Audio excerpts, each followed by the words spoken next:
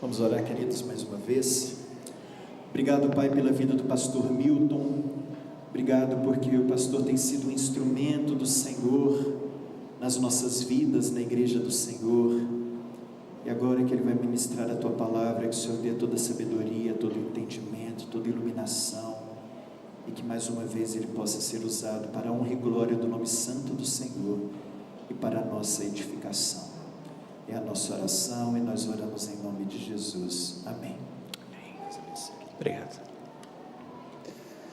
Convido a igreja a abrir a palavra do Senhor no livro de Joel, capítulo 2. Livro do profeta Joel, capítulo 2.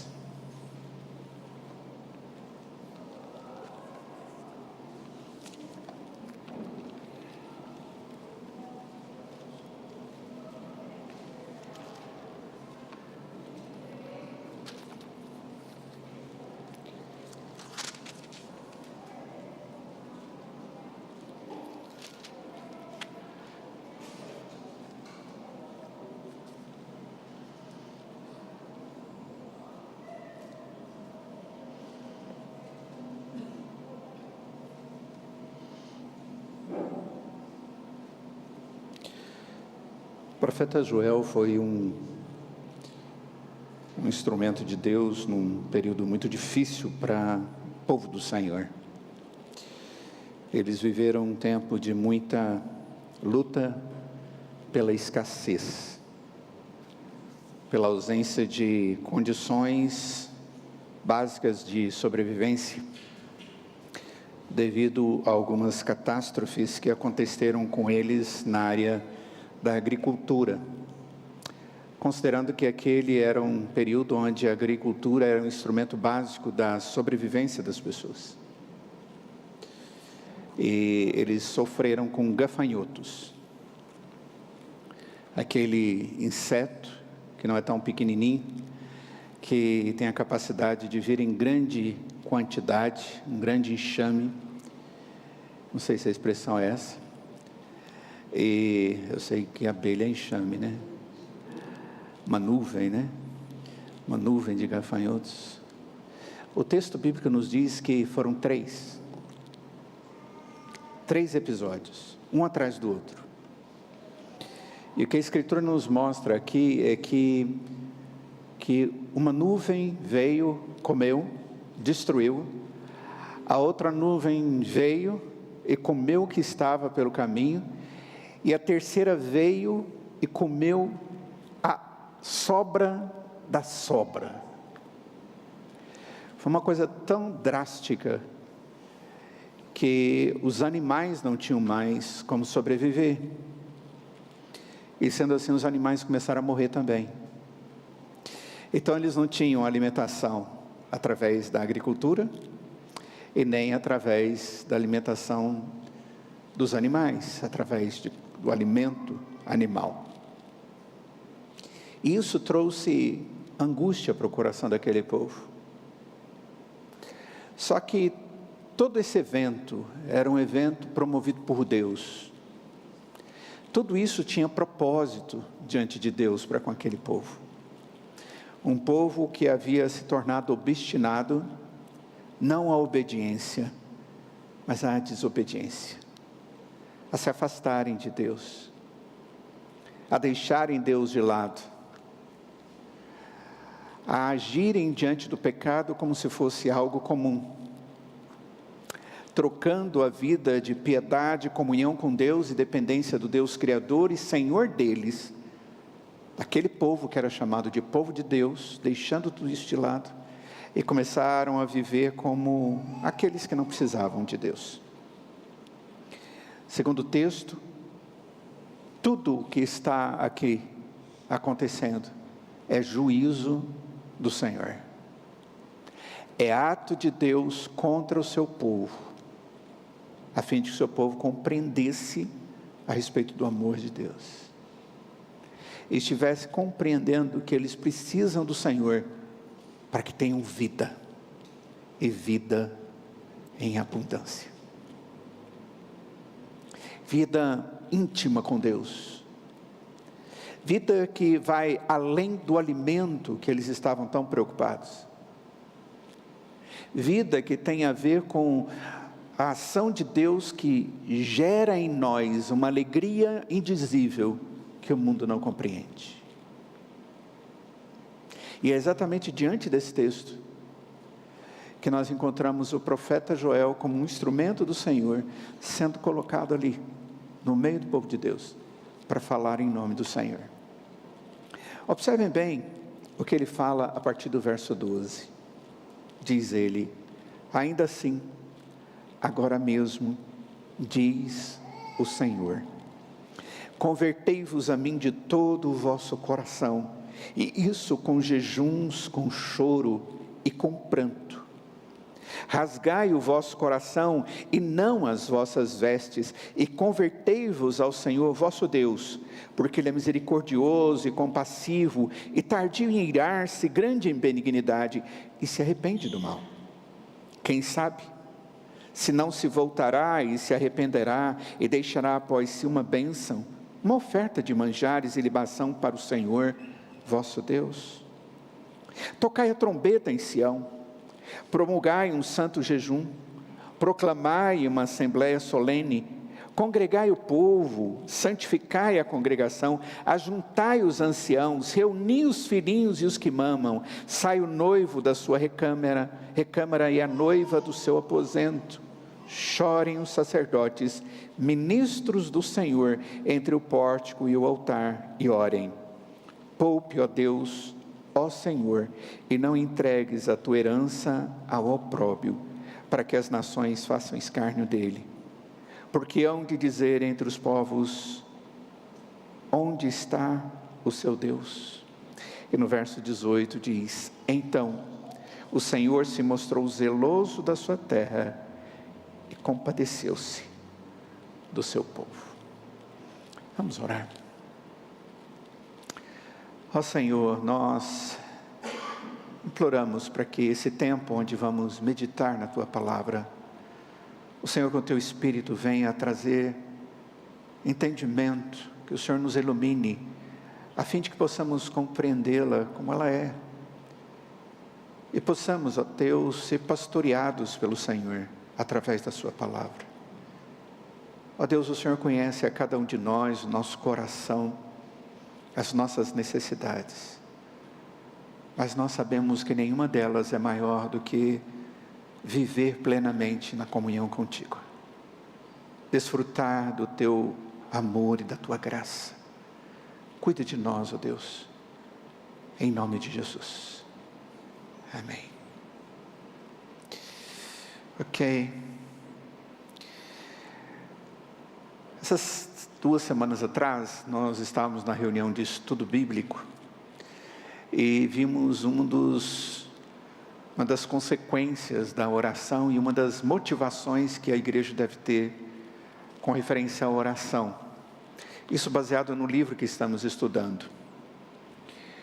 E o que nós estudamos foi sobre o avivamento. O avivamento, para muitos, é algo como tentar pegar ou ter algo que é muito distante, que a gente ouve falar que aconteceu na história de algumas partes da igreja. É algo muito longe. É como se você quisesse ter a lua só para você. Isso é impossível. Para alguns, avivamento é algo que é muito bonito, até mesmo que eu desejo bastante, mas é algo longe. Mas avivamento não é como ter a lua só para você. É algo que é bonito, é trazido nas Sagradas Escrituras como algo que Deus tem proposto para o seu povo em vários momentos da história. É algo que deve ser desejável, é algo que deve ser buscado, é algo que pode ser experimentado, porque Deus é um Deus que cuida do seu povo. Consequentemente, nós podemos tocar. Avivamento para o homem natural, quando eu chamo homem natural, estou pegando aqui uma expressão de Paulo, em 1 Coríntios, quando ele fala a respeito do homem natural, é aquele que não tem o Espírito de Deus, por não ter crido em Jesus como seu Salvador. Ele diz que esse homem natural, ele é pecador. E ele ouve falar das coisas espirituais que parecem ser maravilhosas, mas não consegue nem discernir como isso pode ser vivenciado espiritualmente. Mas para o homem espiritual, que crê no Deus dos impossíveis, isso é possível. É algo que é uma realidade que eu posso desejar e que descortina normalmente diante de um horizonte que é Deus que mostra para a gente. Eu fico imaginando quando Noé sai da arca e eles viram o mundo acabar com água, caindo do céu, saindo do meio da terra e virando tudo aquilo. E eu fico imaginando quando eles olharam para o céu e havia algumas nuvens escuras e eles ficaram pensando, será que vai acontecer tudo de novo? E Deus disse para eles, não vai. Eu ainda dou para vocês uma promessa. E Deus descortina diante dos olhos deles algo que até então não havia acontecido, um arco-íris, um sinal da aliança, uma aliança de um Deus que diz, olha, eu cuido de vocês. E é muito interessante que Deus chega para Noé e fala as mesmas palavras que ele falou para Adão. Olha, agora a sua família, vocês são férteis, vocês devem crescer, devem multiplicar e habitar a terra. Opa, já vi isso em algum lugar na Bíblia. Foi Deus trazendo vida em meio a um mundo que havia morrido. E colocando as coisas em ordem novamente. Avivamento é quando Deus traz vida em abundância, trazendo ordem novamente. É quando Deus, na sua atitude soberana, traz graça tão poderosa, que não pode ser negada. E que a Escritura diz, nós devemos desejar.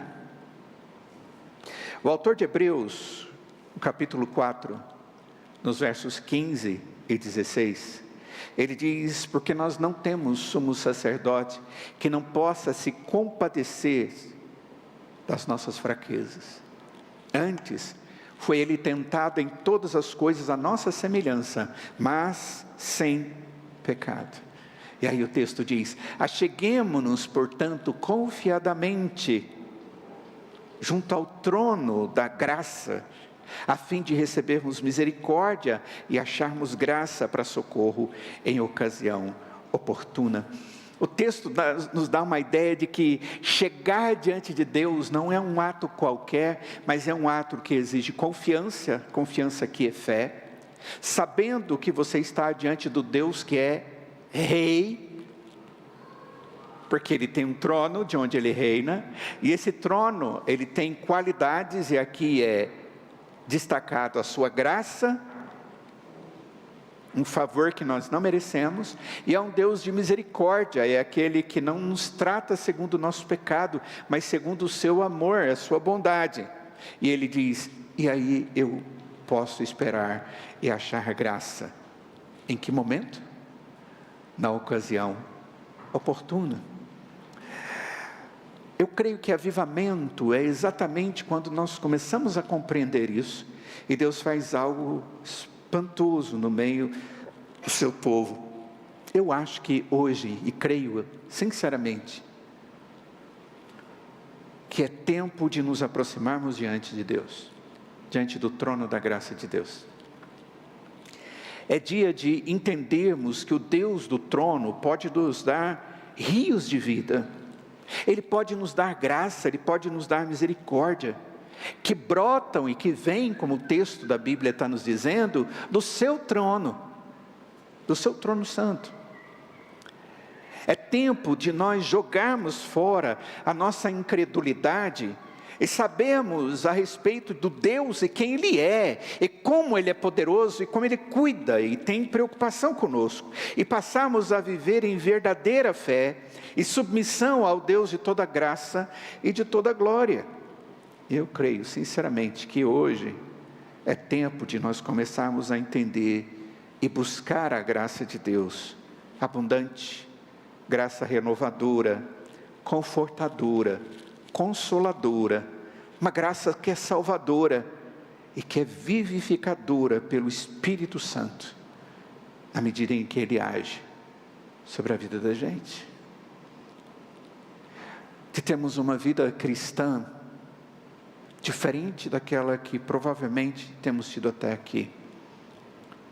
Algo que podemos dizer vida profunda, porque é vida que vem do Deus da vida.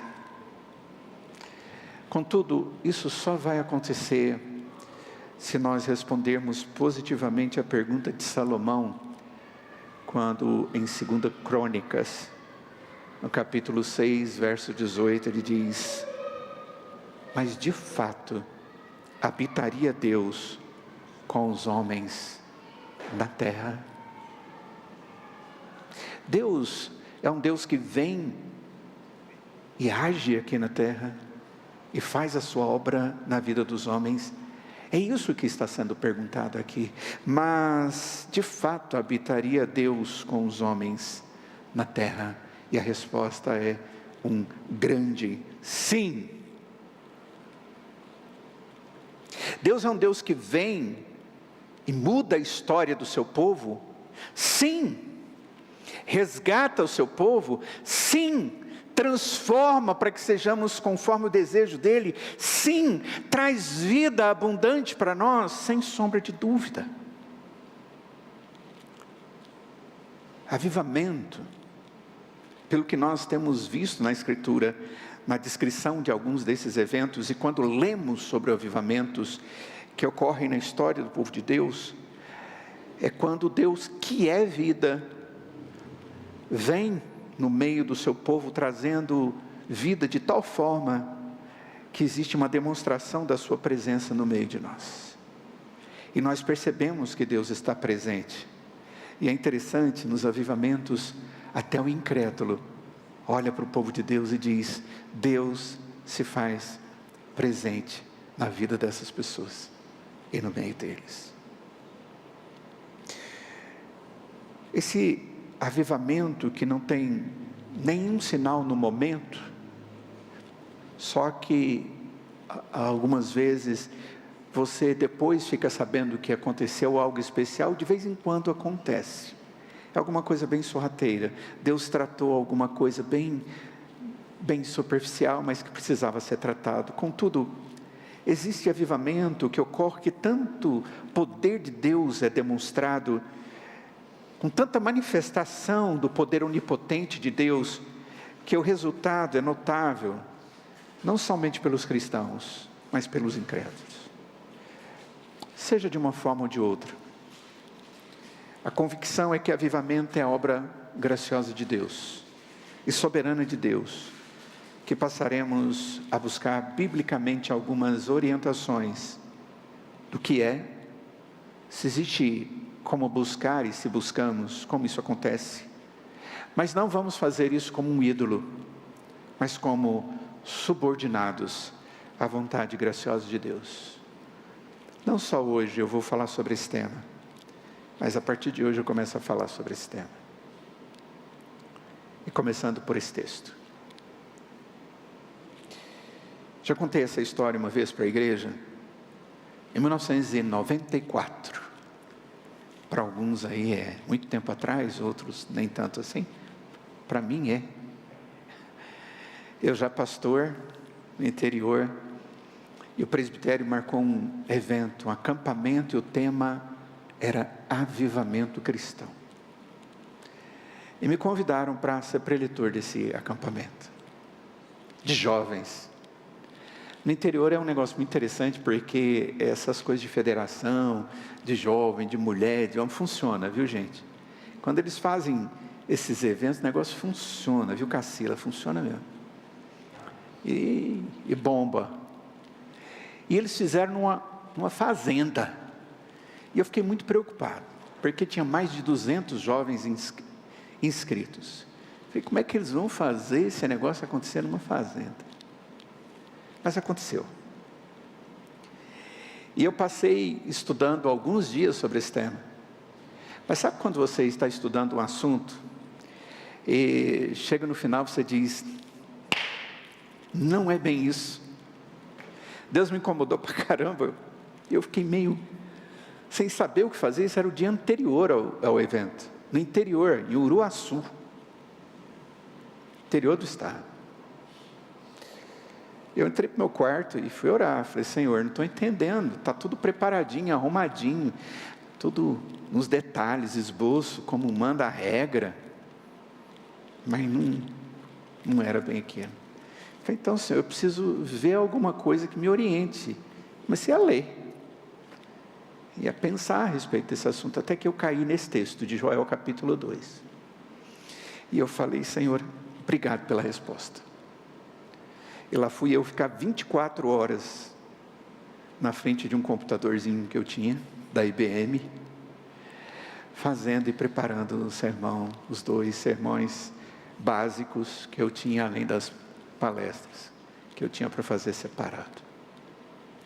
E lá fui eu, feliz, porque eu pude ver num texto bíblico algo muito especial acontecendo com um povo, que precisava de vida. De um povo que era chamado por povo de Deus, mas estavam vivendo como se estivessem mortos. Mortos de fome, de espiritualidade, e eles nem sabiam como orar. Já tinham deixado isso para trás. Mas como Deus é gracioso, né? Avivamento normalmente acontece em tempos de crise. Quando tudo parece sem solução, perdido, escuro, é justamente nesse momento que Deus se manifesta com misericórdia e poder para mudar a história. É como se Deus preparasse todo o ambiente e permitisse o ambiente chegar naquela situação onde o indivíduo chega e diz assim, agora não tem jeito mais. Aí Deus diz, então, e agora? Você diz, só Deus. Ele diz, beleza. Agora as coisas estão chegando no momento onde você pode e vai ouvir a respeito da minha palavra, vai ouvir a minha voz, vai sentir o meu toque e vai compreender o que é viver na dependência minha. É assim que Deus tem agido na história. Reverendo Hernandes Dias Lopes, ele escreveu um livro há muito tempo atrás sobre avivamento, chamado Avivamento Urgente. E ele diz assim, avivamento é uma irrupção de Deus na história, manifestando o seu poder irresistível, sua graça soberana e seu favor ilimitado, arrancando a igreja dos escombros de uma religiosidade fria e morta, e transformando a face da sociedade cautizada pelo pecado em cenário de justiça. E ele continua dizendo, o avivamento como ato soberano de Deus, que prova que a igreja é dele e que ele não desiste da igreja. Depois ele diz, terminando, avivamento é uma prova irrefutável de que a igreja jamais será um povo falido e jamais se perderá no tempo e caminhará resolutamente de força em força, de fé em fé, tendo graça sobre graça, sendo transformada de glória em glória, até chegar ao lar permanente, na casa do Pai. Uau! Amei essa definição, porque aponta exatamente para aquilo que a Escritura nos mostra, é uma irrupção de Deus na história, demonstrando que Ele não abre mão da vida daquele que é seu. E talvez seja essa a primeira coisa que devamos compreender aqui como introdução, e eu estou gastando tempo hoje na introdução, porque eu preciso disso com vocês. Para que compreendamos que, antes de tudo, o que nós estamos desejando é mostrar para a igreja que Deus cuida de nós. Ele nos ama. O pecador somos nós. Os frágeis somos nós. Quem necessita somos nós. E que Ele é o Deus Todo-Poderoso, ilimitado.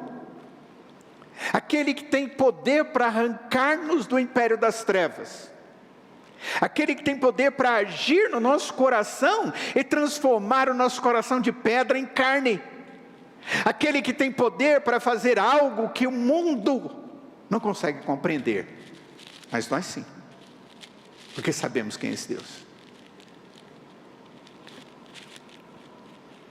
Se você perguntar para mim, o Brasil precisa disso? A igreja evangélica brasileira precisa disso? Sem sombra de dúvida. Deus tem sido muito bom conosco. Temos muita gente crente no nosso país. Mas o nosso país, ele precisa de algo mais. Nós estamos vivendo uma crise generalizada na nossa nação. Uma crise social, moral, familiar, política, ética. E a pior delas, uma crise espiritual. Dentro e fora da igreja. E esses problemas são tão grandes, eles são tão complexos, que a gente chega à conclusão: só Deus pode trazer solução. Só Deus pode trazer vida e expectativa. Nós devemos buscar biblicamente aguardar com fé um avivamento que venha aprofundar a piedade e incitar o quebrantamento e a submissão plena a Deus no coração dos servos do Senhor. Deus normalmente faz essa obra na vida da sua igreja, e usa a sua igreja para fazer diferença no mundo onde ela está.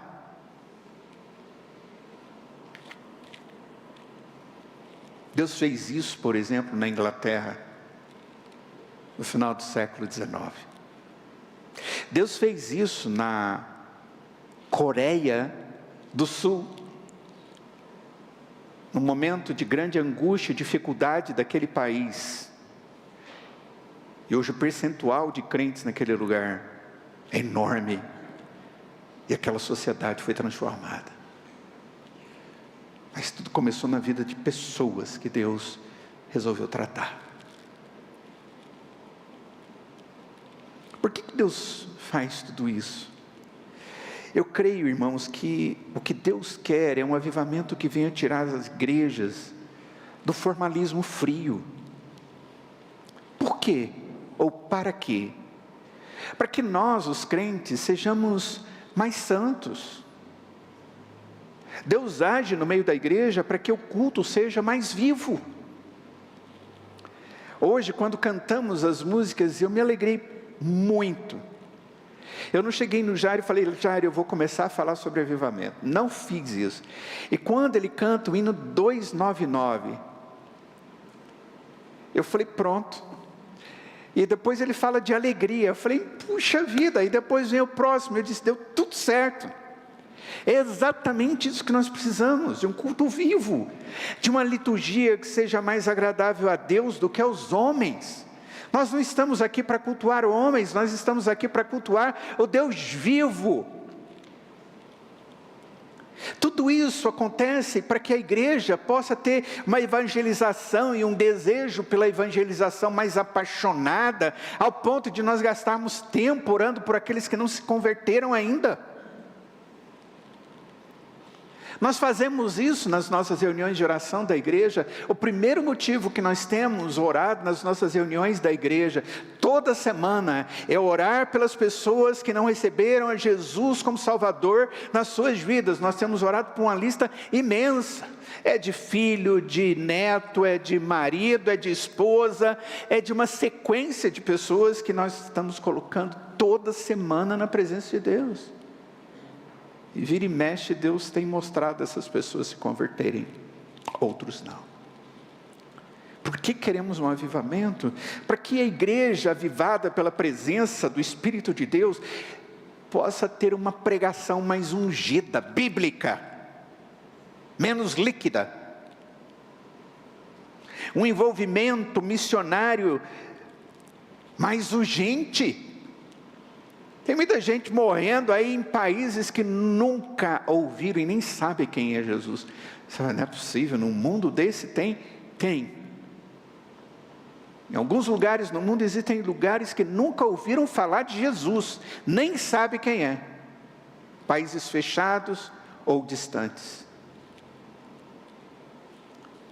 Para que esperar e buscar uma vida mais plena da graça de Deus sobre a vida da igreja, para a igreja possa ter uma ação social que seja mais caridosa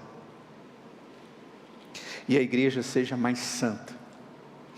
Eu posso dizer tanta coisa mais. Nós não podemos achar que é normal o estado apático, letárgico, para não falar preguiçoso, falando. Nós não podemos achar normal o estado caótico, estéril e doentio de grande parte da igreja do Senhor Jesus, que se agrada em simplesmente vir ao culto no domingo. E ainda você escolhe um horário para você vir, se esquecendo que o dia do Senhor é o dia inteiro. O Deus da igreja não é um Deus de crise. Nosso Deus não é um Deus de derrota, mas é o Deus vivo, que age na crise, em meio às derrotas, e faz maravilhas. E Ele fez no passado, e Ele faz hoje. Esse foi exatamente o grito profético de Joel nesse texto. Esse é o grito profético que eu creio que a igreja do Senhor Jesus precisa existir ou ter hoje. Então vamos lá, vamos olhar. Olha só, Joel, o nome de Joel, o profeta, é o Senhor é Deus. É um profeta em Jerusalém no período pré-exílico. Judá vivendo uma situação muito difícil, como lhes disse, por causa dos gafanhotos, que era uma visita de Deus em ira e julgamento contra aquele povo. E agora Joel chega em nome do Senhor e ele diz: o Senhor disse. Uau! Ele diz: ó, essas são as palavras do Senhor. Maravilhoso isso, irmãos. E aí ele diz que o ato que a igreja tem que ter, do povo de Deus, tem que ser de arrependimento, submissão a Deus, para que Deus possa agir com misericórdia e graça. Aqui nesse texto, no livro de Joel, a gente vê ele apontando para o caminho da salvação, o caminho da vida eterna, o caminho da restauração, do avivamento. É isso que nós vemos aqui. Então, a pergunta que eu faço para os irmãos é: queremos essa mensagem? Nós estamos querendo ouvir essa mensagem? Porque a mensagem de Deus para a restauração do seu povo, em meio à crise, à beira da morte, a ausência de expectativas, Deus chegou e disse para eles o que eles tinham que fazer. E eles ouviram.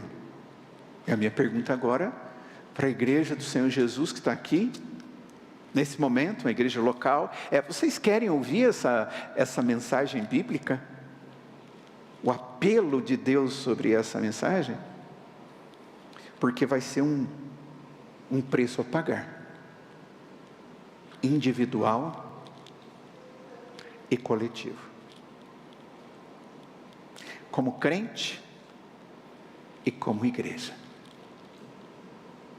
que deseja fazer diferença no mundo em que ela está. Qual o caminho do avivamento? Da mesma forma que a vida cristã, tudo começa na conversão, o caminho do avivamento também começa na conversão. Observe o verso de número 12. O texto começa dizendo: agora mesmo diz o Senhor, convertei-vos a mim. Depois, no verso de número 13, o texto continua dizendo: convertei-vos ao Senhor vosso Deus. Convertei-vos a mim. Esse, sem sombra de dúvida, irmãos, é o maior e o primeiro apelo de Deus para salvação e bênção: a conversão. Eu creio que alguns precisam compreender a conversão pela primeira vez, e outros, não na primeira vez. Já são convertidos, mas estão vivendo como gentios, e precisam voltar para Deus. É como se estivessem sendo chamados a: vem se converter de novo. Isso não acontece no sentido teológico da expressão, mas no sentido prático, de vida cristã, de comunhão com Deus, irmãos, tem. O maior apelo é esse. O que é conversão? A conversão de um cristão é quando o Espírito de Deus age no coração de uma pessoa e leva essa pessoa, esse ser humano, esse homem, em direção a Deus. Mas não é de qualquer forma. Eu chego e digo: nossa, que Deus lindo, que maravilha. Nossa, Ele é grande, Ele é poderoso mesmo, Ele é soberano, Ele é criador, Ele é sustentador. É Deus de graça, Deus de misericórdia, mas eu fico na minha. Não é bem isso. Não é simplesmente contemplar algo, mas é ter intimidade com esse Deus através do único caminho que existe: arrependei-vos e crede, para serem cancelados os vossos pecados. Atos dos Apóstolos, capítulo 2. O que é a conversão? A conversão é arrependimento dos nossos pecados e fé que Deus é o Deus que perdoa o pecado de todo aquele que nele crê e se arrepende de verdade. São essas duas coisas que estão dentro da conversão.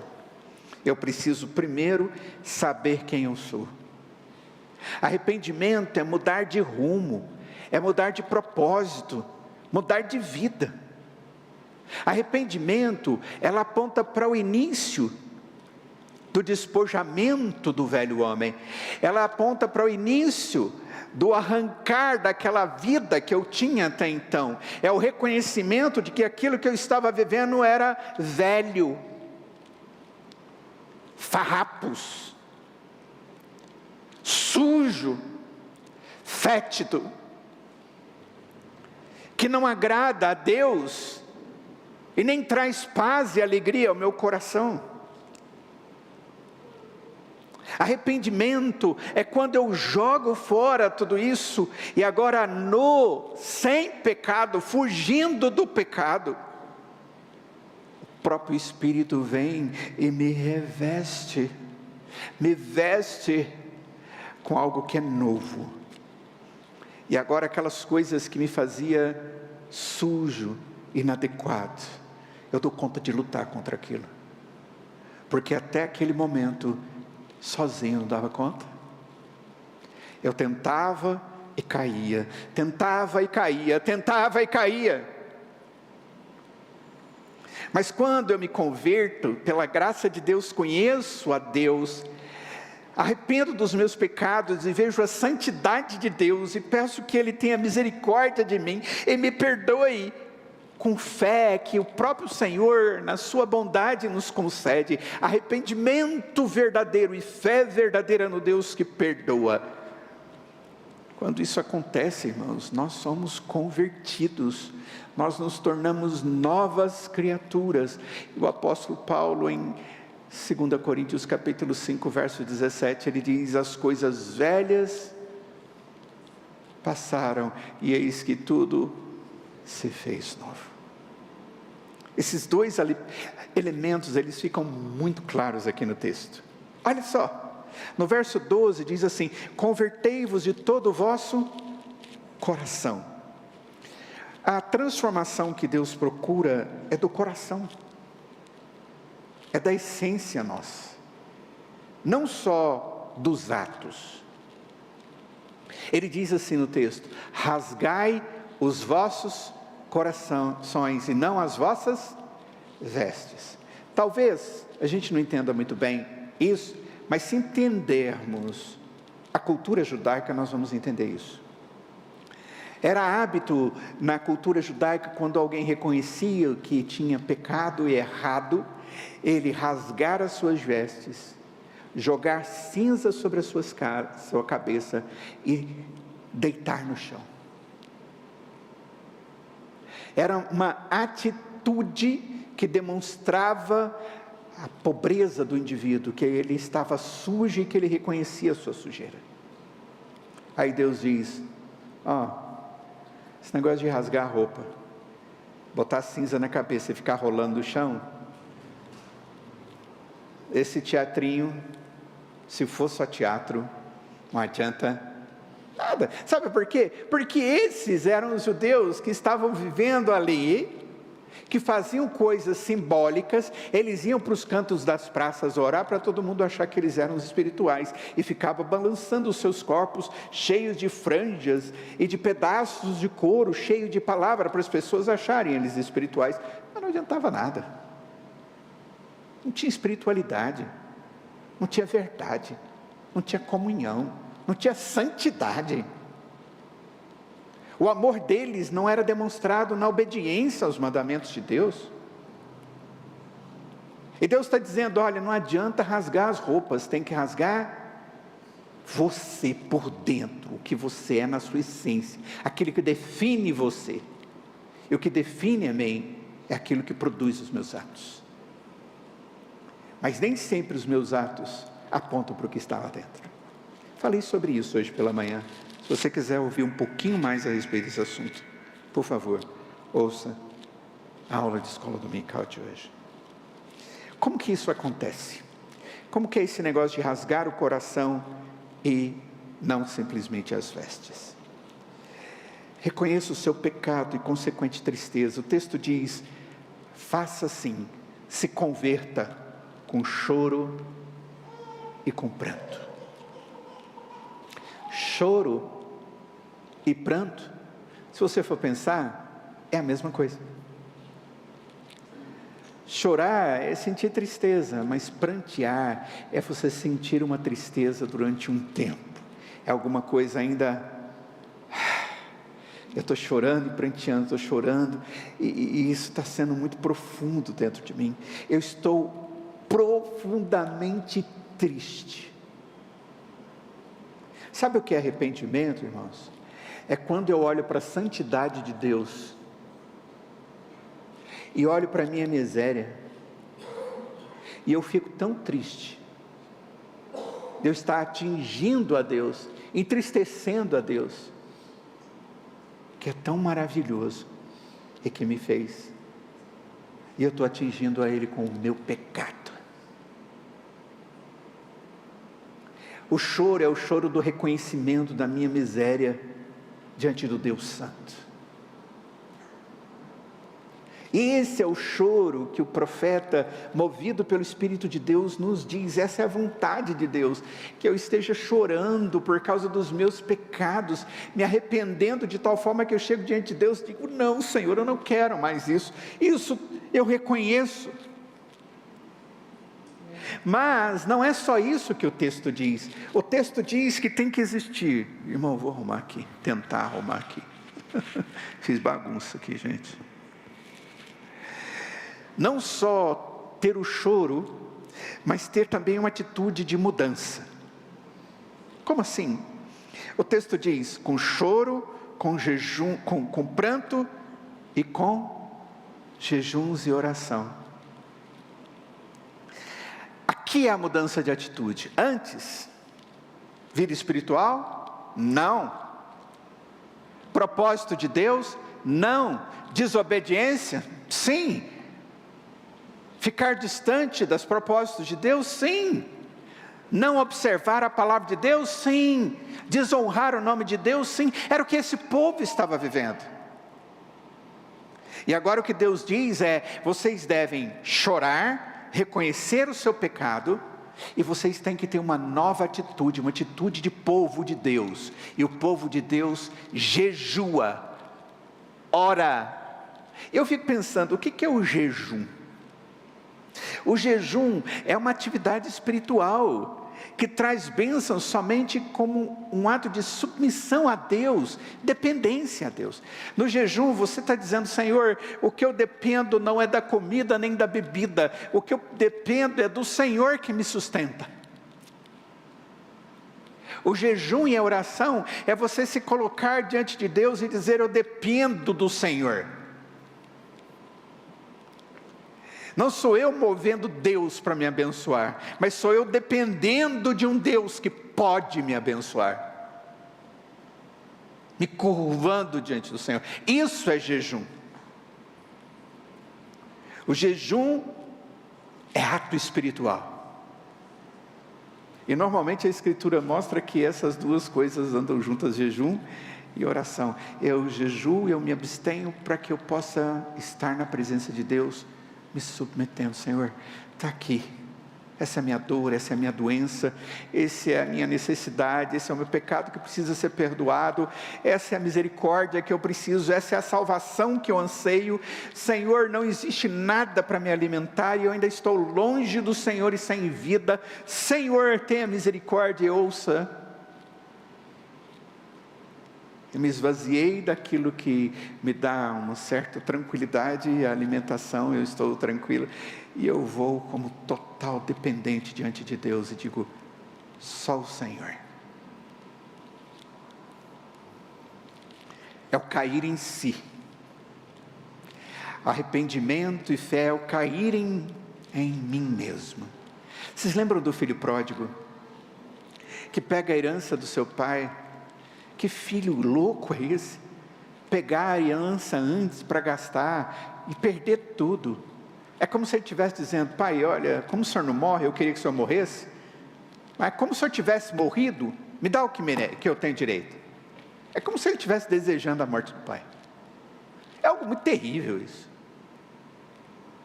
E ele vai destruir tudo, até que um dia ele voltou para a miséria. Interessante, Deus na parábola mostra que esse filho inadequado, que aqui é uma figura do Filho de Deus que é inadequado, Deus colocou ele na miséria. Ele começou a comer, a desejar comer as bolotinhas de sobra de comida que eram dadas para os porcos. Que miséria é essa? O texto bíblico diz no verso 17 de Lucas 15, na parábola do filho pródigo, que ele, caindo em si, ele disse, verso 18: levantar-me-ei e irei ter com meu pai. Mas antes ele disse: pequei contra ti, Senhor, e contra o meu pai. Ele caiu em si. Arrependimento sem cair em si não é arrependimento. E o texto nos mostra que Deus está querendo levar aquele povo a novamente olhar para Deus como a solução da vida deles. O segundo é a fé. O texto diz: por que eles devem rasgar o coração e não as vestes? Por que eles devem jejuar? Aí o verso 13 diz: porque Deus é misericordioso e compassivo, Ele é tardio em irar-se, grande em benignidade, e se arrepende do mal. Que notícia boa! Por que eu creio? Porque eu sou bonzinho e estou alcançando a Deus? Porque eu estou resolvendo o meu problema? Que nada! Eu creio porque Deus é. É o que o texto está dizendo. É porque Deus é misericordioso, é porque Deus é compassivo, porque Deus é tardio em irar-se, porque Deus é benigno, porque Deus se arrepende do mal, porque Deus é favorável a mim apesar de eu mesmo, porque Deus cuida de mim apesar de mim mesmo. Fé no Deus vivo e verdadeiro, fé no Deus que fez, age com misericórdia e poder, fé na veracidade do Evangelho, na esperança, nas promessas do Deus em Cristo Jesus. Para que houvesse mudança na história, na expectativa daquele povo que estava morrendo fisicamente e espiritualmente. Deus diz: vocês precisam se arrepender e vocês precisam crer no Deus que é. Fé não é baseada em você, é baseada em aquilo que Deus é. Pare de confiar em você. Pare de confiar na sua habilidade de espiritualidade. Pare de confiar nas formas com que você arma a sua religiosidade. E comece a olhar para Deus e ver Deus em todas as suas perfeições. E se alegrar daquilo que você vê. Quando a gente vê coisa bonita, coisa perfeita, a gente, uau! De ontem para hoje eu vi imagens que me fizeram bem, de uma pessoa que posta imagens de fotografia e alguns vídeos de animais e de natureza. Os irmãos sabem que eu sou dado às fotos, gosto, é um hobby que tem. Coisas lindas, e eu fiquei olhando para aquilo tudo, eu confesso que eu fiquei olhando aquilo durante muito tempo, e tinha muita coisa. Sabe quando uma coisa te faz bem e você gosta daquilo? Esse tipo de foto me alegra. E aí essa semana eu gosto de tirar foto de detalhes. Eu descobri uma pessoa, uma profissional que tira fotos de insetos. É porque você vai fazer porque você nunca viu inseto de perto. Com uma boa câmera e ver a quantidade de cores e de beleza que ele tem. E você fala, tudo isso é obra de Deus. A palavra de Deus diz que o mundo criado revela a Deus. Salmo de número 19, verso 1 e 2. Os céus proclamam a glória de Deus. Queridos, nós temos que crer no Deus que é. Fé no Deus que promove elementos necessários e autênticos de culto. Lembra? Os gafanhotos comeram tudo. O culto judaico, ele exigia animais e vegetais. Era isso que eles tinham que levar. Os vegetais, os gafanhotos, comeram. E os animais morreram. Como é que eles vão prestar culto? Nem cultuar a Deus eles não podiam. Olha só o que é dito no verso 14. Quem sabe deixará após si uma bênção, uma oferta de manjares para o Senhor vosso Deus. Quem sabe, se você se arrepender e crer, Deus vai deixar para você alguma coisa para que você possa voltar a cultuá-lo. Olha como Deus é bom. Quando nós não temos vida cristã autêntica, não temos elementos de culto, por isso Deus diz, arrependei-vos. Arrependei-vos.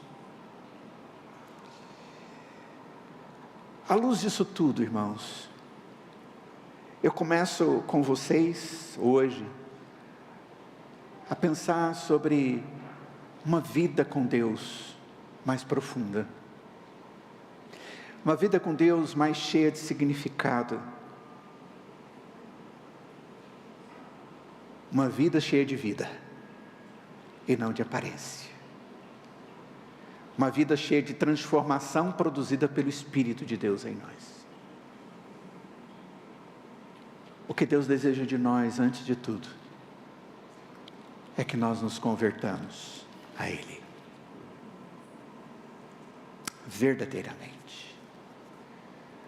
E se por alguma razão, mesmo sendo um convertido, já sendo do Senhor, você está muito aquém daquilo que Deus deseja para a sua vida, É tempo de você dizer: Senhor, eu aceitei ouvir essa mensagem, agora me dá a condição de vivê-la para o meu bem e para a glória do Senhor, para a edificação da igreja e para que eu seja instrumento do Senhor para abençoar outras vidas. Vamos nos colocar de pé e vamos orar. Eu queria pedir ao pastor Jairo e à nossa irmã Eunice que nós cantássemos logo após dessa oração o hino 299. Ele tem só uma estrofe. Alguns dizem que esse é o meu hino. Todas as vezes que eu pregava lá na primeira igreja, eu fazia liturgia e no final da liturgia eu colocava esse hino. Então a igreja hoje tem um hino 299. Sabe por quê? Porque é um pedido, é um rogar diante de Deus. E vocês, junto comigo, vamos cantar.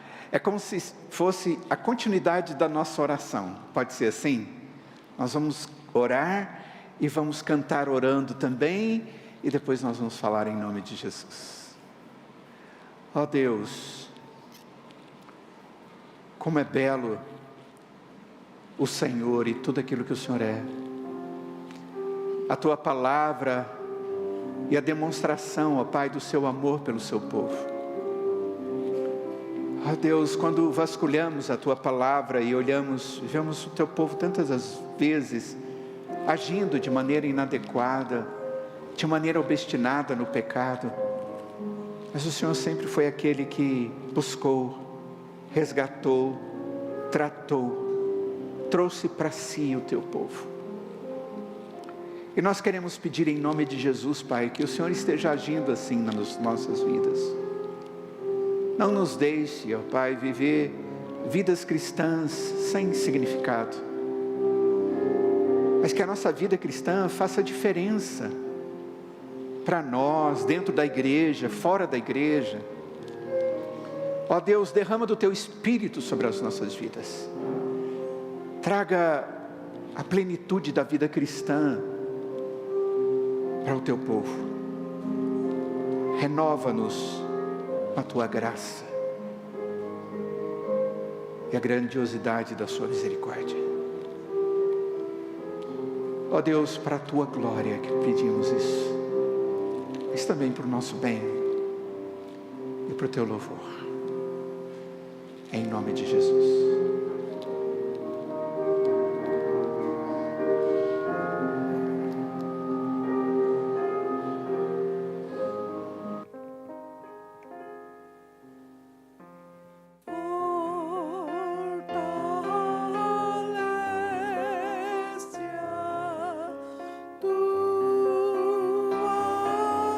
Igreja,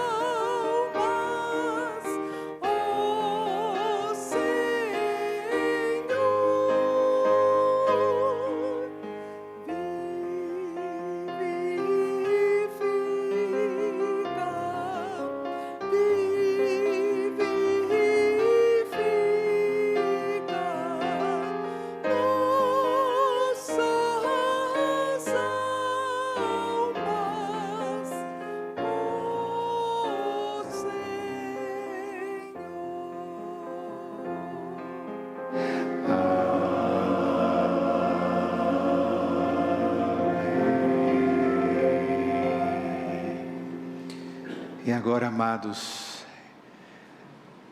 que o Deus de toda graça, que tornou a trazer dentre os mortos a Jesus, o grande pastor das ovelhas, que Ele vos abençoe e vos guarde, faça resplandecer sobre vós o seu rosto e vos dê da sua paz. No amor de Deus o Pai, na graça de Jesus o Filho e na comunhão do seu Santo Espírito, e que seja assim hoje e para todos sempre. Amém. Podem se assentar, queridos.